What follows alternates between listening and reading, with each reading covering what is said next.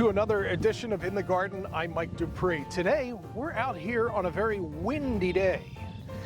And the reason we're here is to cover the plight of the terrapin turtles. They leave the relative safety of the water in Atlantic City all the way to the fish factory here in Little Egg Inlet, Brigantine, and Tuckerton Bay. They leave the relative safety of the water to come out to lay their eggs. Only the females leave the relative safety of the water to lay their eggs, and they do cross roads and go into neighborhoods where it's not so safe. And that's why we ask you to please slow down and watch the road during May through July when they're out laying their eggs. But there are plenty of volunteers that come out year after year to help the terrapin turtles. In fact, we're going to be meeting up with Ben Wurst.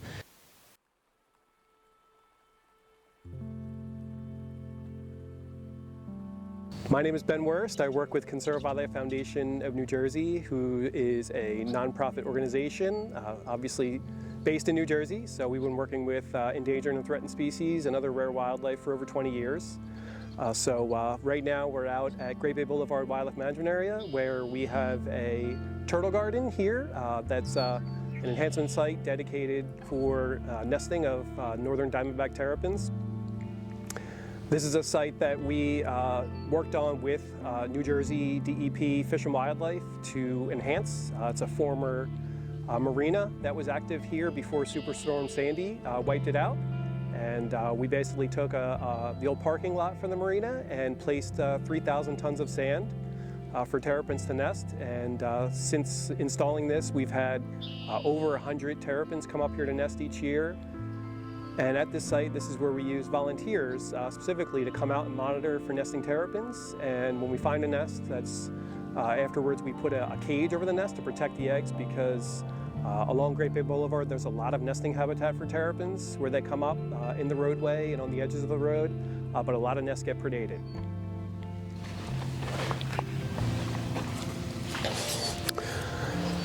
So yeah, this is a northern diamondback terrapin, really the only turtle we'll see out in the salt marsh in New Jersey.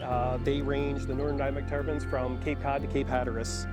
They inhabit salt marshes for their entire life, so that's water with, that's brackish, so it's both salt and fresh water. So these are females, pretty much. Females are larger than males, and they're the ones coming out of the water to nest, and that's why we find them here. And really, I started this project, it's called Great Bay Terrapin Project, which is centered around Great Bay Boulevard, because it's a road that basically bisects over 5,000 acres of salt marsh. And from when the road was created for the fish factory that is located right out on another island out here on Great Bay, the creation of the road just created more nesting habitat. And no doubt terrapins, benefited from the creation of the road because it created nesting habitat. But with the creation of the road also brought automobiles and traffic, where we have road kills of terrapins. And historically there's been past research just to basically highlight the increased road mortality of terrapins on the road.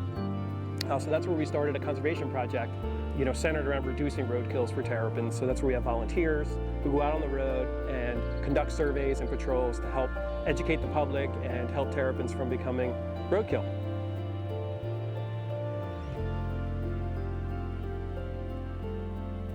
This was okay, cool. Yeah, so this was a girl we just saw trying to nest over in the parking lot over here, where there's still sand. A lot of the sand from this site right here that is fenced in kind of moved.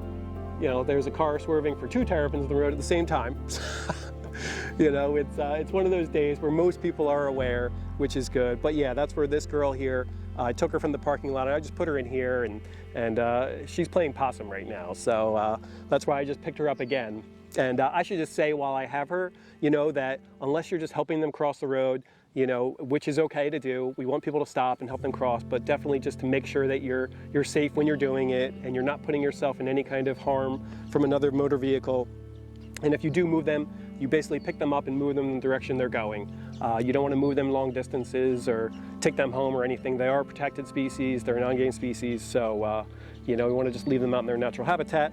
But yeah, so I'll stop talking with her in my hand and I'll just put her down because she's gravid and wants to lay her eggs. I'm just delaying the inevitable. Yeah. But yeah, we could go walk over here, and there's definitely a couple nesting. I mean, and when they're nesting, you can definitely get pretty close.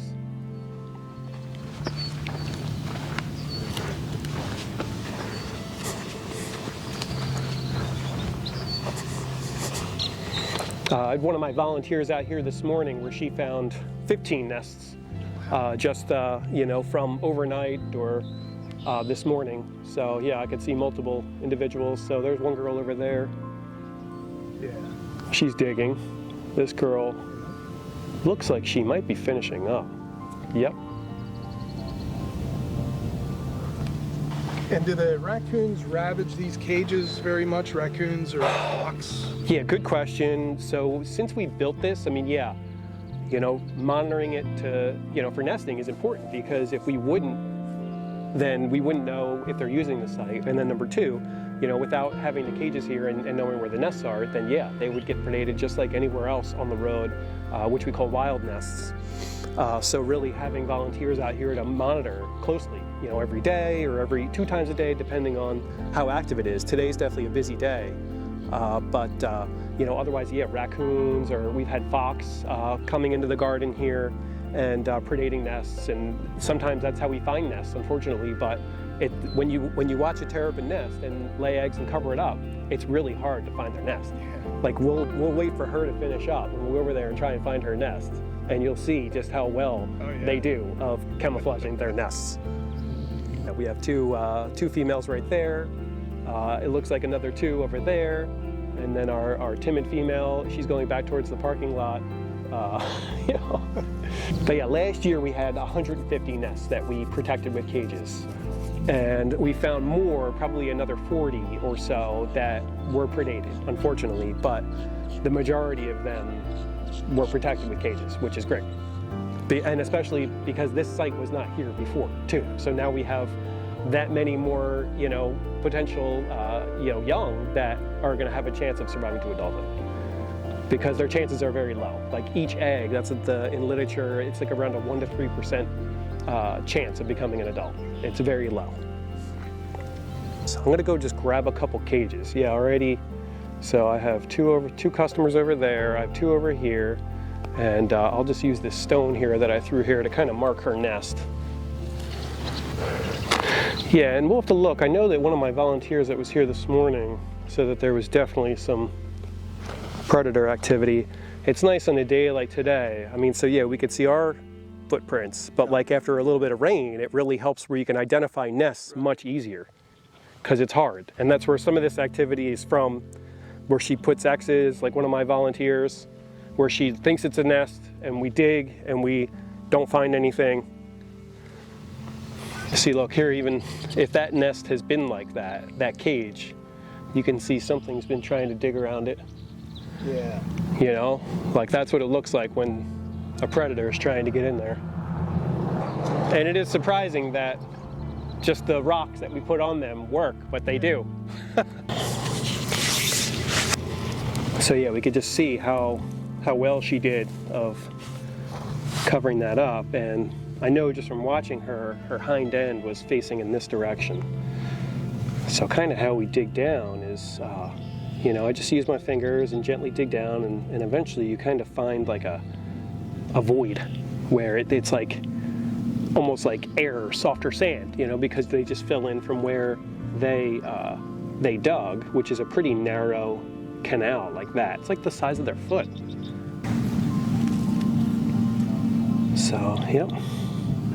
And I could take one out because I know it was just laid, so it's not gonna, you know, be harmed or anything from me handling it. But yeah, they're very soft and opaque like this, and they're about 1 inch wide by 2 inches long. And we normally don't excavate the whole nest. We just excavate enough to find the eggs, so we know where they are, so we're not gonna puncture potentially with the cage. And yeah, so then we just cover it up. And I just mark by kind of putting my finger there. I just compact it again a little bit. And that's where I just push down the cage here. And yep, kind of cover it back up. Put my stone on top. And that nest is protected there. So yeah. I write down the cage number, and we have a spreadsheet going just to keep track of all the nests and when they were laid. So yeah, number 43. Put the time right about 11:58. Well, there you have it. I hope you learned a lot about the eastern diamondback turpin.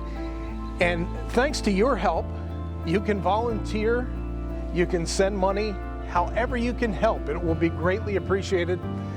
And when you're out on the road this time of the year, make sure you slow down and watch the road closely. I'll thank you, and of course, the Terrapins will thank you. Take care, everybody. We'll see you again real soon.